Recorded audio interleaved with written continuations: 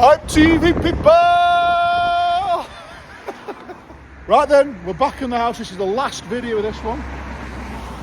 This is the 3-storey end of terrace building that we have turned into a large 5-bed HMO, people. And I'm just going to clean my shoes before we walk around because this is now completed. So what do we have behind me? We have the electric meter with the fire alarm panel. So this is a full grade A LD2, and it's this bad boy here. So we're going to walk through now. So let's take you a little bit back through here. So we've got the corridor here, which takes you up to the stairs. So it's 2 flights of stairs. The front door is behind me. So therefore, this is then classed as the fire corridor, folks. Hence why we have these lights here, or the halo.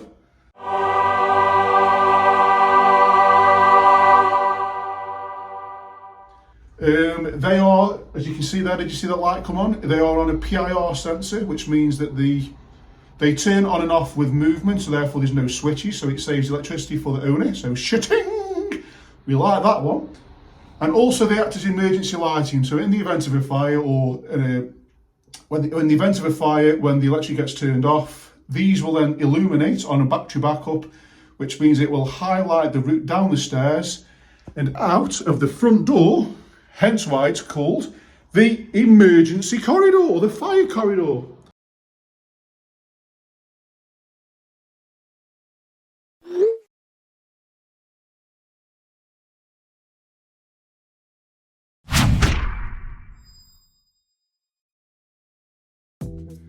So we've got a huge window there, some people walking past. Hello!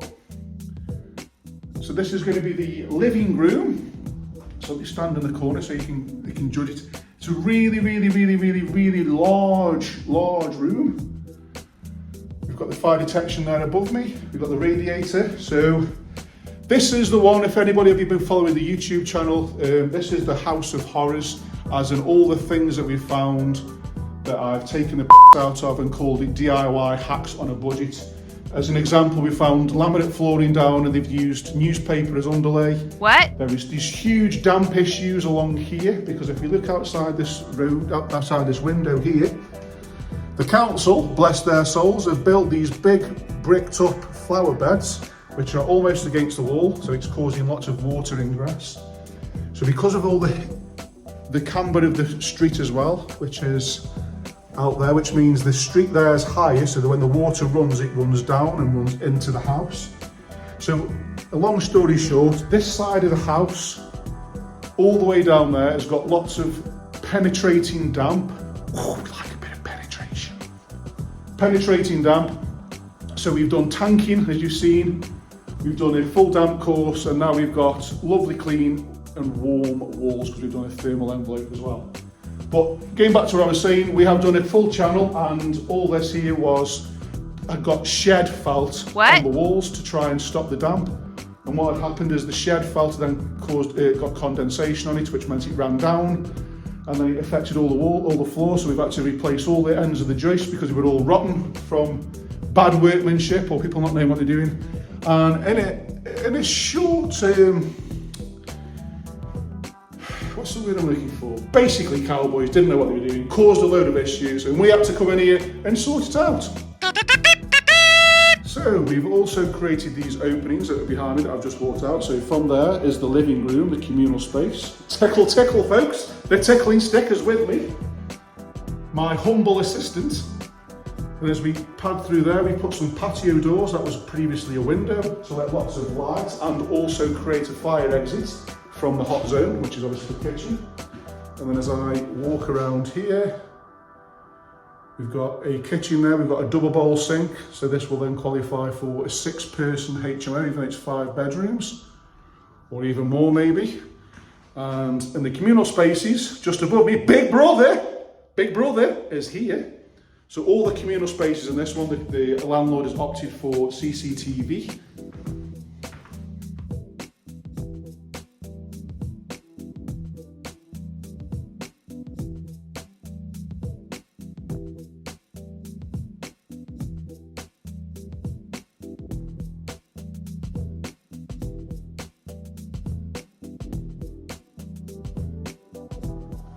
So this is the downstairs.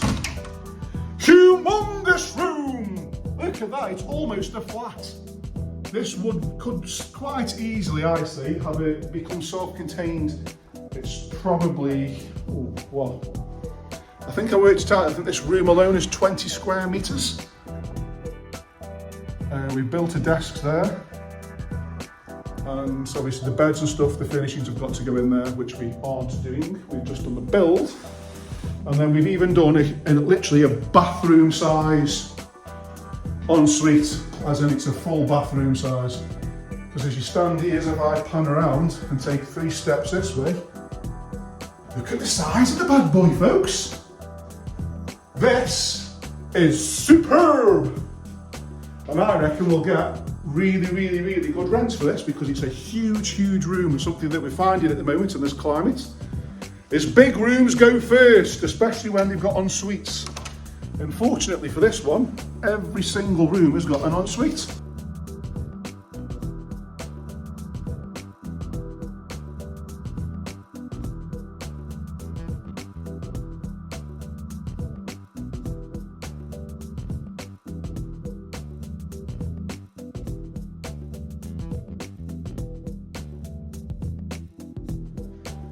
So I'll run upstairs. I'll try and get up here as quickly as possible. So first floor, rear bedroom. So I will stand here and pan around. So we've opted for what I call the 50p piece shape, which is this for the ensuite. I quite like this because I think it gives a good space, but it doesn't feel like it doesn't intrude too much on the space of the room. So you can see that there. We also remove the chimneys, which has allowed a lot bigger space and a lot more easier space to work with. With en suite. So I'm conscious that you can't see, or I can't see you, or you can't see me now.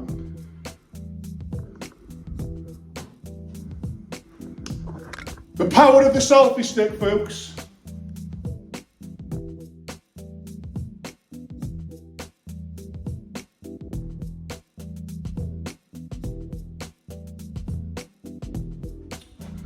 So back over here, this is the front bedroom on the first floor.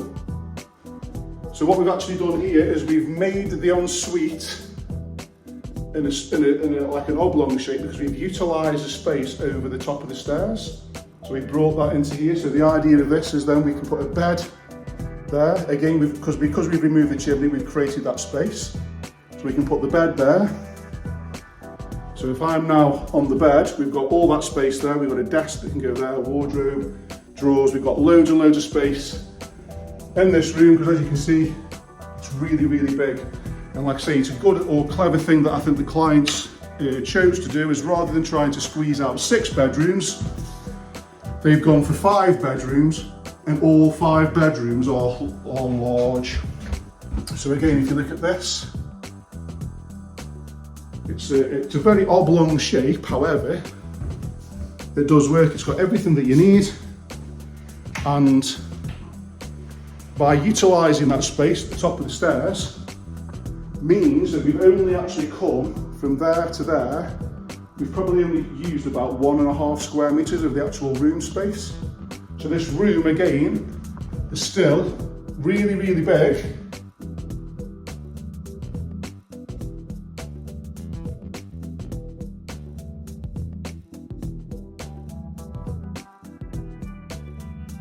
Because we've managed to pinch that room at the top of the stairs. So this is where a good design, folks, or a clever design, makes things a lot better. And obviously, when you're coming to sell these things at the end, they are the things that can achieve larger rents because people want larger rooms.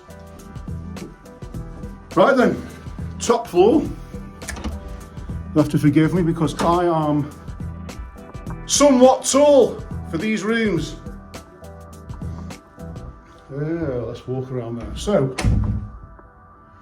this is obviously the loft room. Pan around there, we've got lots and lots of space in here.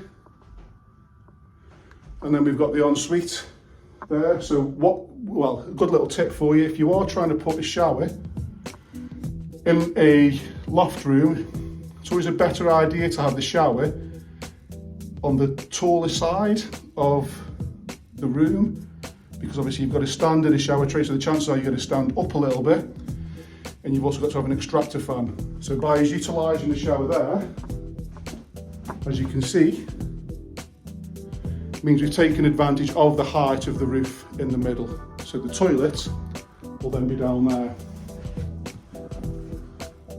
So the toilet's there, spin it round, sink and shower. And as I was talking, there's the extractor fan, tucked in at the very, very top. So the idea is then that obviously as you're in the shower, the ceiling fan's quite high up, heat rises, so all the steam can then be extracted out through the roof with the use of a tile vent.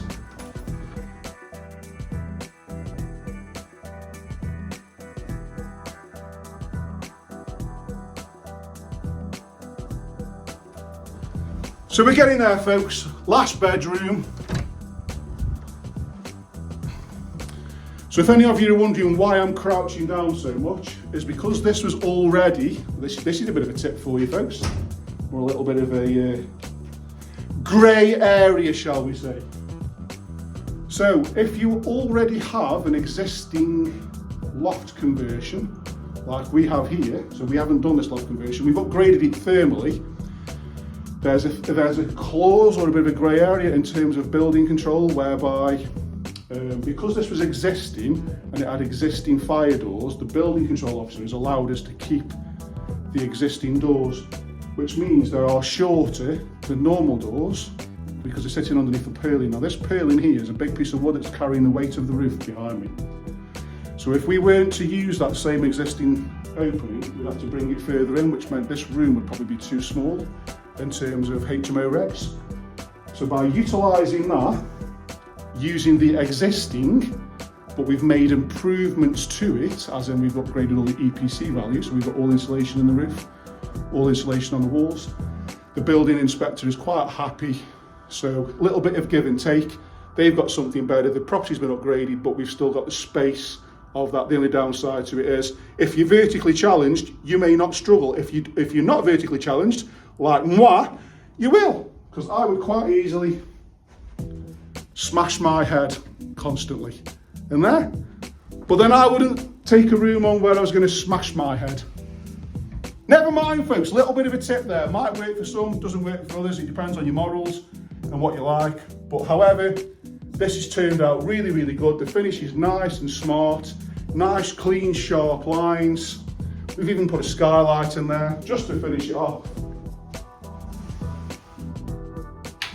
And there we go, last but not least, shower, sink and toilet.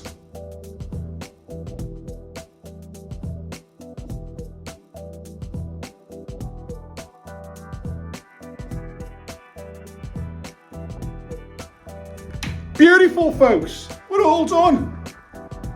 That's it from me, people. Hype Building, Stoke-on-Trent. If you need something doing, get in touch. And until next time, I'll see you soon. Mwah!